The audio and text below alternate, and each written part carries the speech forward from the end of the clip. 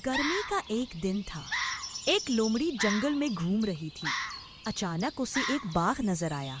बाग में एक अंगूर की बेल थी जिस पर बहुत ही रसीले और पके हुए अंगूर लटक रहे थे। लोमड़ी के मुंह में पानी आ गया। उसने सोचा, अगर ये अंगूर मुझे मिल जाए तो मजा आ जाए। वो उछलकर अंगूर तक पहुंचने की कोशिश करने लगी, मगर अंगूर बहुत ऊंचे थे। वो एक बार, दो बार, तीन बार, बार बार कूदती रही, लेकिन अंगूर उसकी पहुंच से बाहर ही रहे।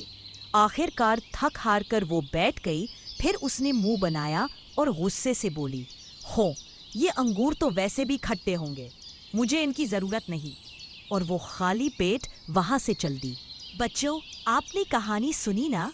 लोमड़ी को अंगूर चाहिए थे, लेकिन वो उन तक पहुँच नहीं सकी। और जब वो नाकाम हुई तो उसने कहा, ये अंगूर तो खट्टे हैं।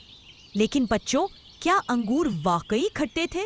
नहीं ना, वो तो सिर्फ बहाना बना रही थी, क्योंकि वो कोशिश के बाद भी कामयाब ना हो सकी।